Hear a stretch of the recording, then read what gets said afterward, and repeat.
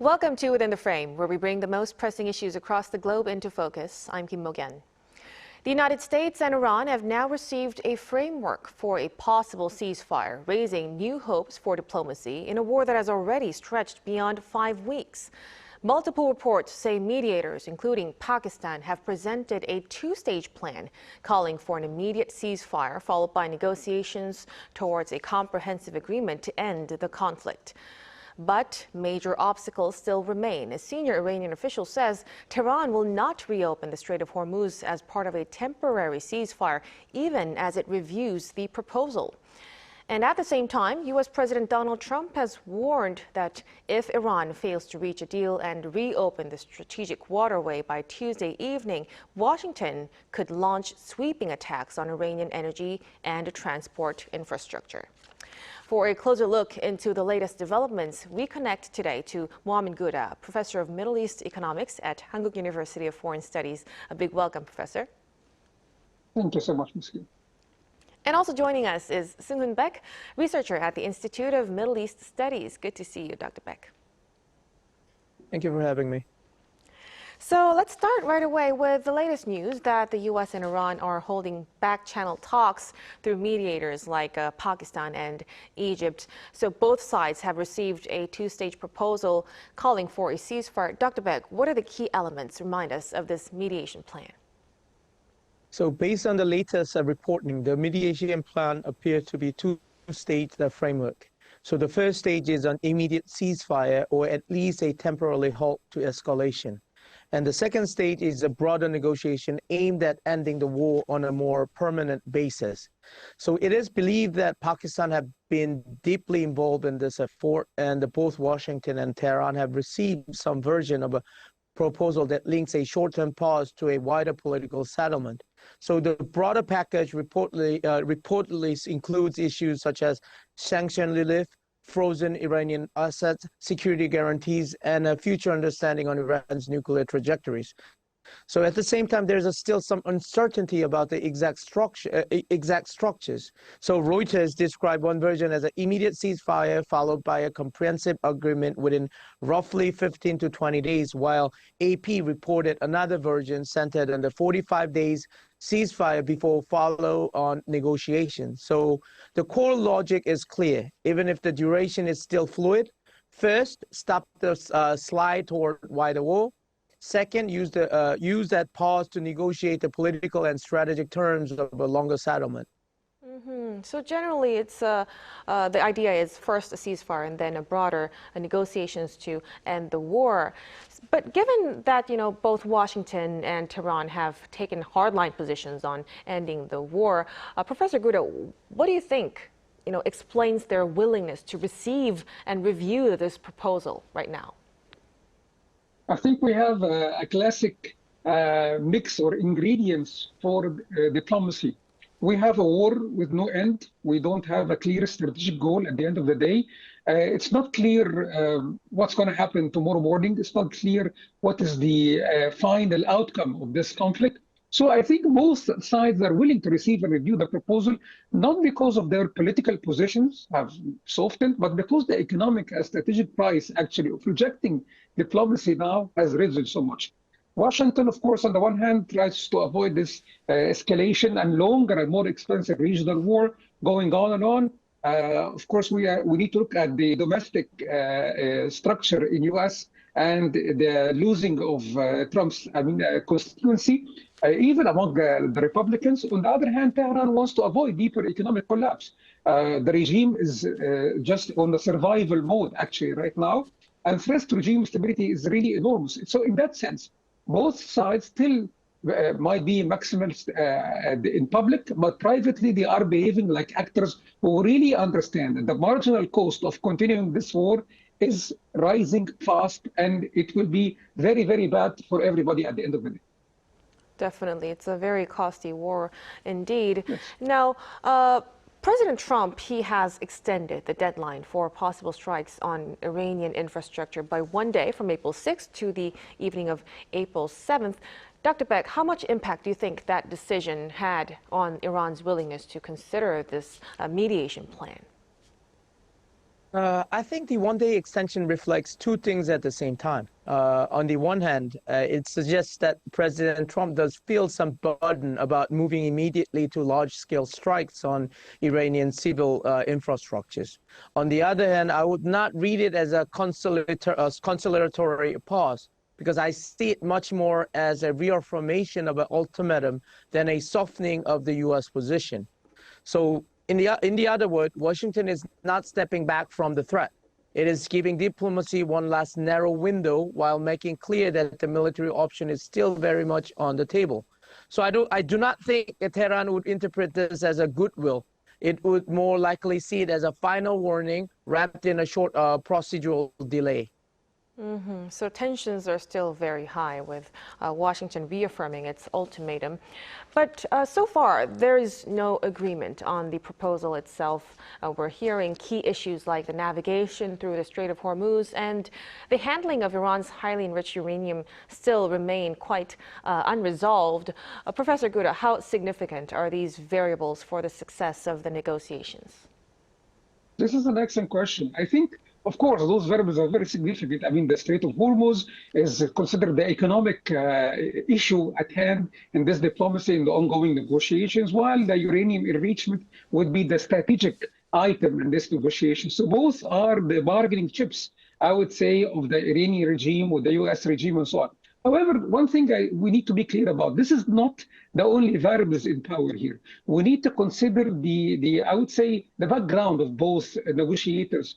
We need to consider that for Iran, there is a cultural dimension that cannot be underestimated. Iran, the culture is about martyrdom. The Shia culture is about fighting the enemies, about down to our U.S. and so on.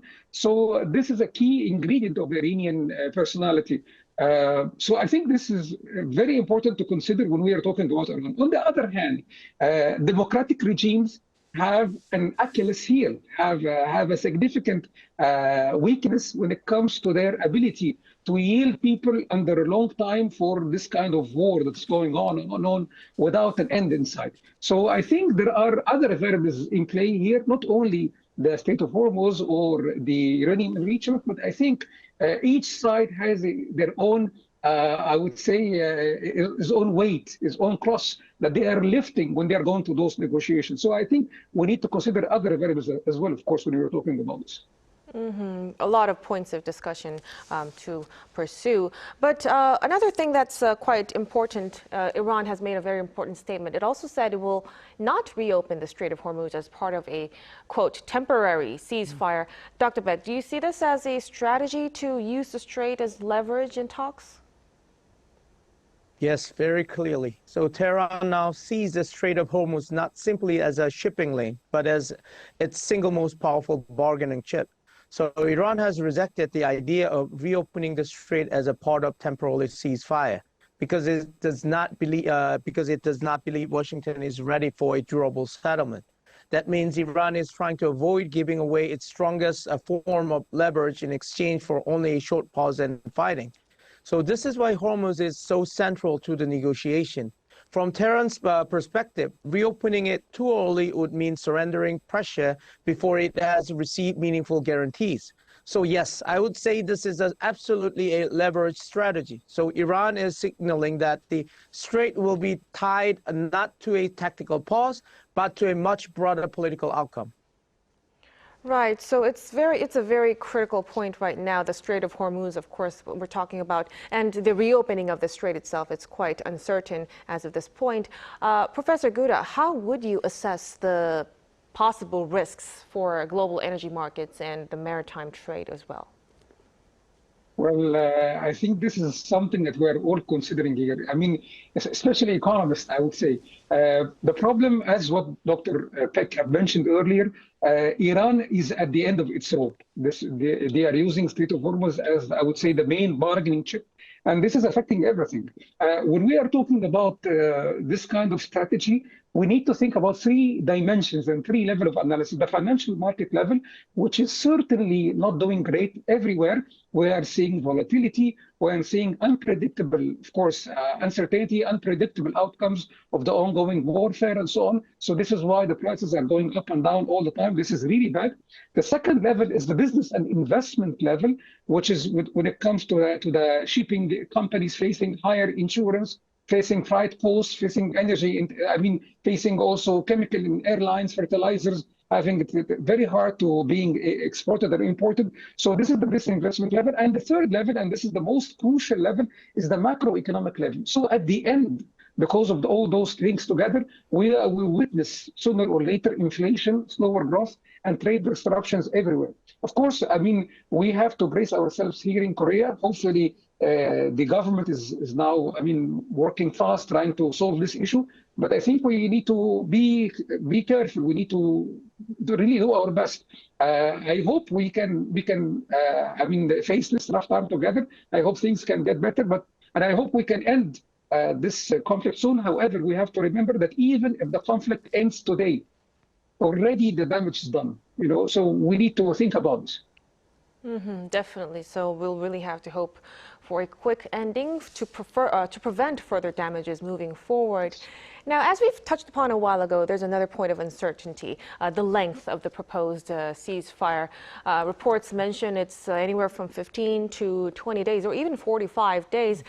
Dr. Beck, how might this duration of the ceasefire affect chances of a successful negotiations or easing military tensions? So the duration matters a great deal because a ceasefire is not only about stopping fire, it is about whether there is enough time to turn a pause into a negotiating process and negotiating phase. So a very short ceasefire, such as 15 to 20 days, may be useful to stop immediate escalation and test the intentions, but it may be too short to resolve heavy issues like Hormuz, sanction, uranium stockpiles, and security guarantees. So by contrast, a 45 days pause gives more diplomatic room, but it also increases mutual suspicions because each side may fear the other is simply using the time to regroup militarily.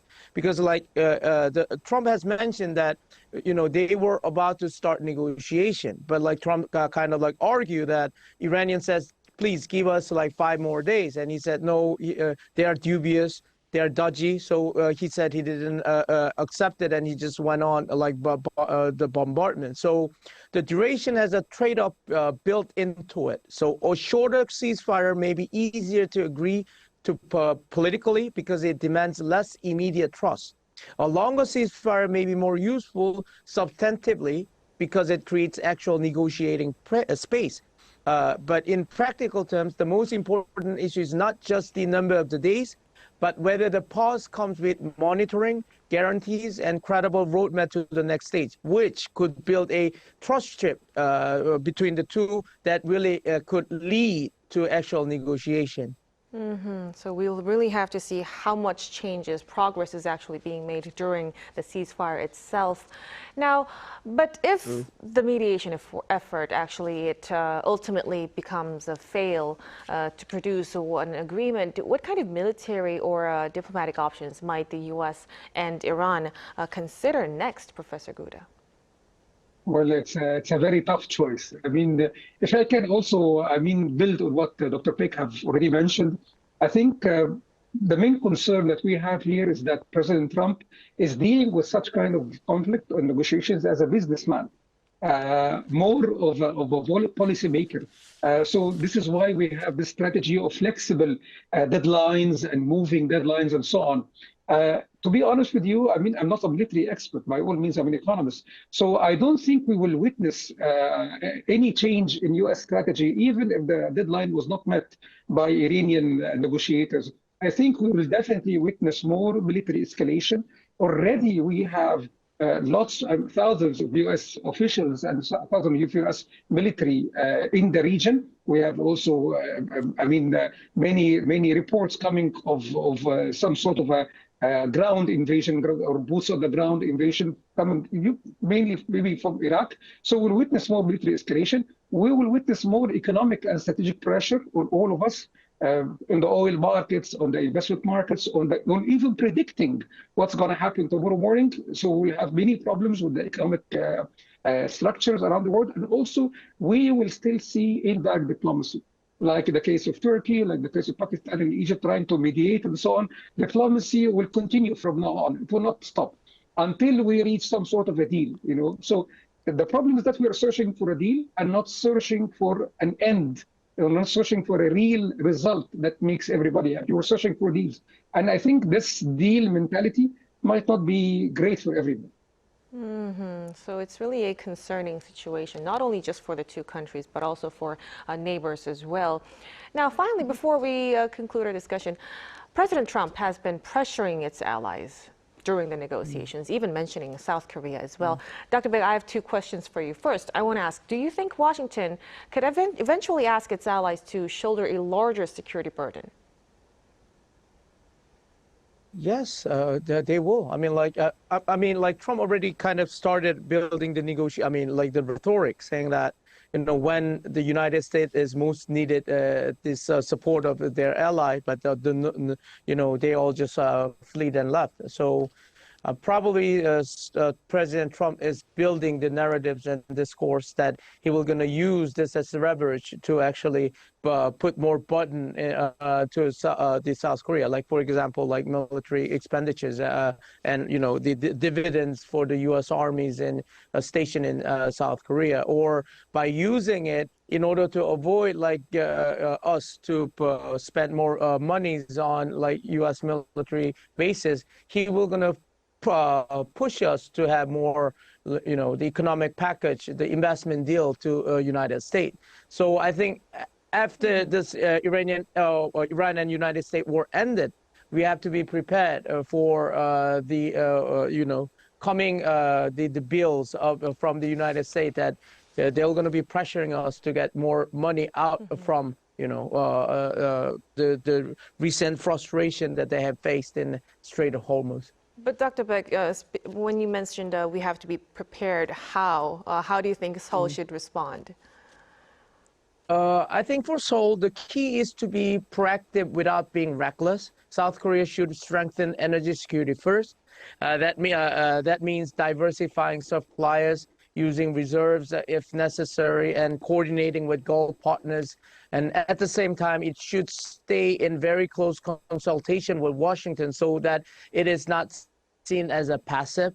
And but I do not think Seoul should rush into any overt military role that would expose it to a direct regional entanglement. So the best approach is to calibrate one. So contribute to the stability, protect national energy interests, and avoid over-committing beyond Korea's own strategic threshold. I think that is the thing that we could do for now. And for about the future, we should kind of strengthening our like collective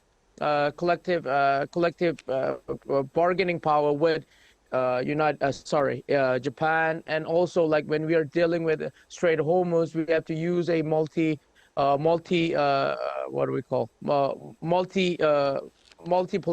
platform, so we could actually share our burden and economic like cost for what we should have to pay. Right. Thank you so much for those great insights. We'll really have to watch how these things would unfold in the future. But as for now, we'll have to leave our discussion right here. Thank you so much again for your insights tonight, Dr. Baek. Pleasure is mine. And of course, Professor Guda as well. We really appreciate it. Thank you so much. And that'll be all from us on Within the Frame tonight. Be sure to tune in again next time as we continue to explore the stories that matter. Until then, stay informed and engaged.